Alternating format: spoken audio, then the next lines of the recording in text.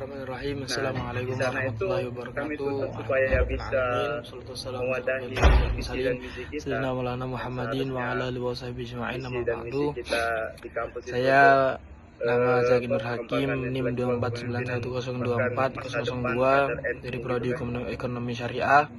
Nanti Ingin apa mengumpulkan namanya, tugas daripada kalau itu penjelasan tidak bisa, terkait kalau mata kuliah snack kaidah lain fikih, yang mana akan kita wadahi itu tidak kaidah bisa fikih ini mewadahi kita, maka membahas tentang mana lagi, apa ini? nggak ada lagi yang bisa Membahas mewadahi tentang mahasiswa. la yajuzu li ahadin an Nah, yataras kalau an tadi dijelaskan yatasarraf kurang yatasarrafa fil berdampak milkil dalam ghairi segi bila izni, pengertian yang masyarakat mana dan artinya lain-lain, itu tidak khususnya dibolehkan dari bagi siapapun dari untuk melakukan BK tindakan UAJ hukum Mojokerto itu, terhadap benda atau hak milik orang lain kurang tanpa lebihnya izin. lah sudah Sedikit bisa menjelaskan bahwasannya melaksanakan Tri Dharma Putra kaidah tersebut baik dari segi merupakan pendidikan, ilmiah, bahkan kaidah pengabdian. yang mana Itu menjelaskan kami fokuskan bahwasannya setiap harta itu di 3 mempunyai hak aspek. kepemilikan.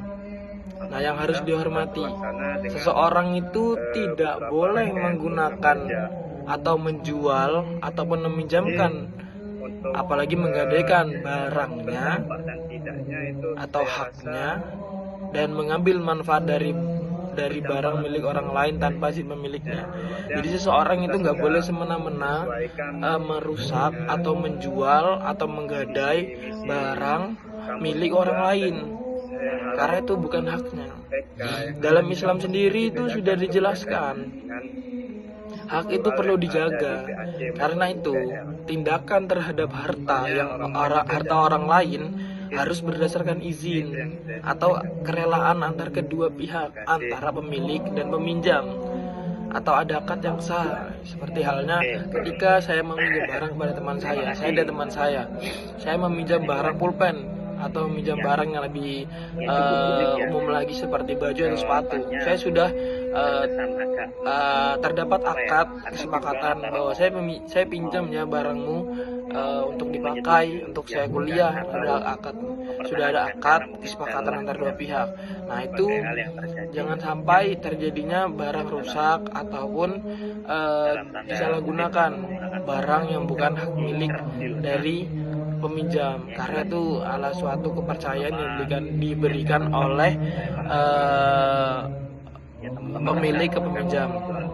Dasar pemikiran dari kaidah tersebut ialah dari surah An-Nisa ayat 29, yang mana artinya itu, wahai orang-orang beriman, janganlah kamu memakan harta sesamamu dengan cara yang batil atau tidak benar, kecuali berupa perniagaan atau dasar suka sama suka di antara kamu.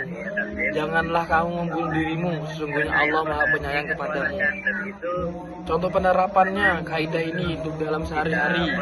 Nah, tentang hak, yang pertama, kita tidak boleh menjual motor milik teman tanpa izin miliknya, itu nggak boleh. Yang kedua, tidak boleh memakai uang titipan untuk kepentingan pribadi tanpa persetujuan. Nah, itu sama aja kita tidak menjalankan hak kewajiban kita, karena uang itu dititipin oleh teman kita, lalu kita belanjakan dengan seenaknya, kalau itu bukan hak kita, itu nggak boleh, itu sangat melanggar daripada kaidah ini.